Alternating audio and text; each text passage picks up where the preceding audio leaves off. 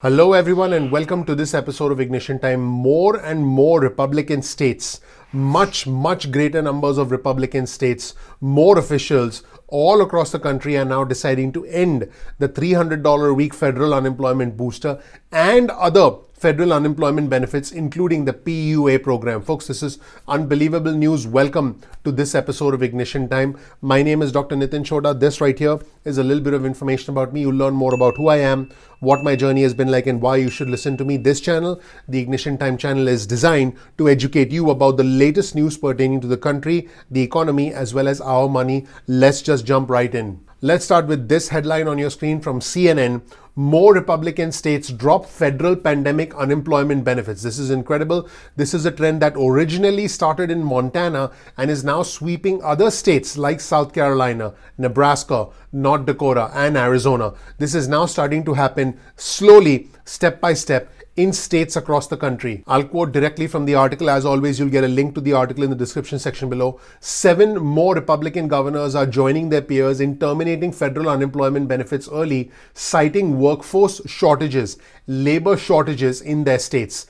So, these states where Republican officials have decided to do away prematurely, terminate unemployment benefits prematurely are as follows: Missouri, Iowa, Idaho, Tennessee, Wyoming, South Dakota, and Utah. These states are gearing up to end unemployment benefits early. Once again, the list includes Missouri, Iowa, Idaho, Tennessee, Wyoming, South Dakota, and Utah. Now, residents in these states will soon lose the $300 a week unemployment benefits, and this basically means that the federal expansion of jobless benefits to freelancers, independent contractors, gig workers, and people who are affected by the pandemic will also be impacted, because that was the PUA program, which is a federal program that was instituted in March of last year as a direct result of the CARES Act. Not only will the $300 a week booster be gone, but the PUA program will also be gone. So the states that I just mentioned will join another group of states that set the trend by ending $300 a week unemployment benefits. So the states that I just mentioned will join states like Montana, along with South Carolina, Arkansas, Alabama, Mississippi, and North Dakota. So it's pretty incredible when you think about this entire list of states where the $300 a week unemployment benefits are going to be ending early. The first group of states that decided to end the $300 a week unemployment benefits were Montana, South Carolina, Arkansas, Alabama, Mississippi, and North Dakota. This was the first group of states, and now a second group of states has decided to also prematurely end the $300 a week unemployment benefits, as well as the federal unemployment benefits, the PUA program. This second set of states is Missouri, Iowa, Idaho, Tennessee, Wyoming, South Dakota, and Utah. Pretty incredible, folks. Here's an important comment from Governor Mike Parsons of Missouri. This is what he said, and I quote: "While these benefits provided supplementary financial assistance during the height of the pandemic, they were intended to be temporary, and their continuation has instead worsened the workforce issues that we are facing." He said it's time that we end these programs that have ultimately incentivized people to stay out of the workforce. Wow, pretty incredible. Let me know whether you agree or disagree with this comment from the governor in the comment section below. Let's take a look at the state of Tennessee, for example. Tennessee's job board has more than 250,000 job postings. The state's unemployment rate is at 5%, which is lower than the current national rate of 6.1%, but it's still higher than other states. Benefits in this state will end on the 3rd of July. Here's a comment from Governor Bill Lee from the state of Tennessee. He said this: "We will no longer participate in federal pandemic unemployment programs because residents of Tennessee have access to more than 250,000 jobs in our state. Families, businesses, and our economy thrive when we focus on meaningful employment and move on from short-term federal fixes." Let me know whether you think the $300 a week federal booster is, in the words of the governor, Governor Bill Lee from the state of Tennessee, a short-term federal fix. Let me know whether you agree or disagree in the comment section below. Now, as you might imagine, President Biden has a different point of view. He did warn that people must accept job offers or risk losing their benefits. At the same time, he said that Americans want to be employed, people want to work. The president said this: we still have 8 million fewer jobs than we did when the pandemic started. Basically, the president is saying, hey, this isn't about jobs being available and people not going back to work. This is about less jobs being available.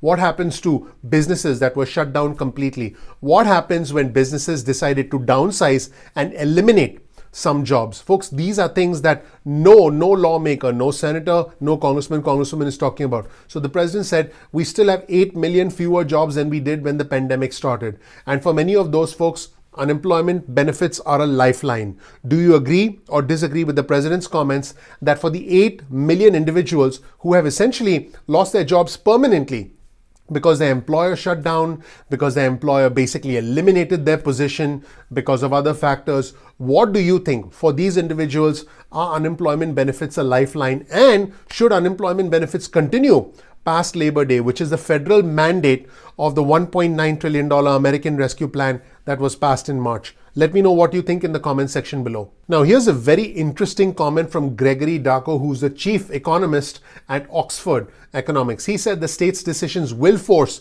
people back into the labor market, but it will not resolve all the workforce shortages. Some people cannot return because they are still dealing with issues like childcare. They're still dealing with health concerns, and they have other responsibilities. This is what Darko said. He said, it's not because you end unemployment benefits that everybody will find a job. He said that terminations will do more harm than good because some residents simply cannot return to work at this time. And he said it's simply not the case because we are not in a pre-pandemic environment. Basically he's saying that, hey, it's not like we can just snap our fingers and people can go back to work like they did prior to March of last year. There are other factors like concerns about safety.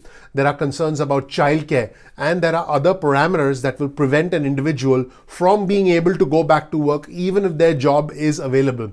And this, unfortunately, is the gray area surrounding our economic recovery from this horrific pandemic.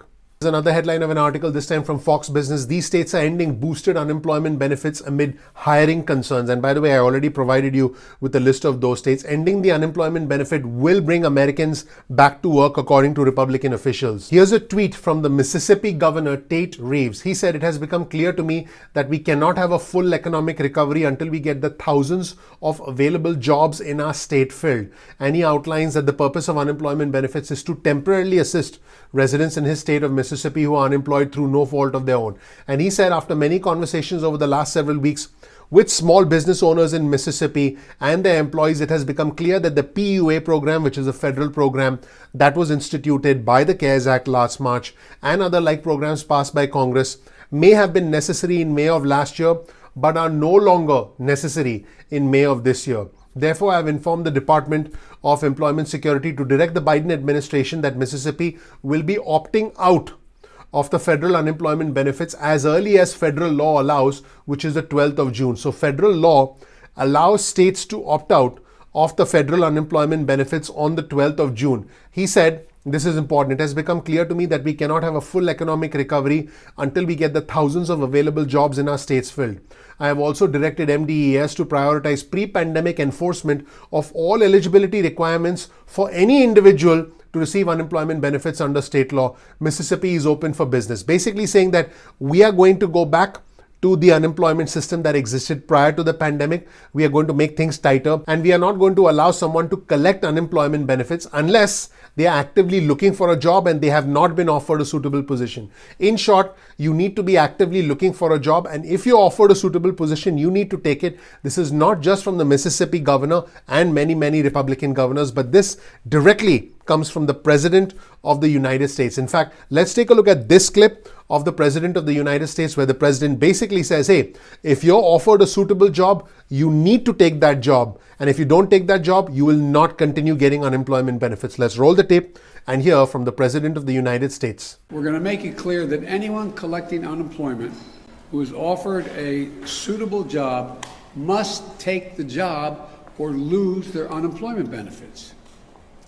There are a few COVID-19 related exceptions, so that people aren't forced to choose between their basic safety and a paycheck. But otherwise, That's the law. So that's where things stand, everybody. Let me know what you think about this unusual evolution in our economic recovery, where the $300 a week unemployment booster was critical. It was a lifeline. It helped people escape the cycle of poverty that you see on your screen right now, because otherwise people would have descended into poverty, into chaos. It helped people put food on the table, make rent, keep the lights on. But now the $300 a week unemployment booster, as far as several Republican governors are concerned, is unnecessary. It is causing labor shortages. And the President of the United States himself said that if you're offered a suitable job, you need to go back to work. Let me know whether you agree or disagree with the thesis, with the comments from the Republicans, and what you think of President Biden's comments. The trend is very clear. There is a push to try and get the economy open again. There is a push to get people back to work. But what happens to the 8 million of our fellow Americans whose jobs have been lost permanently as a result of this pandemic, whose employers have shut down, whose employers have downsized? That is a question that needs to be answered. Please click the like button. Please subscribe. Please enable notifications. I want you to know I appreciate you. Thank you so much for watching. I'm looking forward to seeing you in the next episode of Ignition Time. Take care. Bye.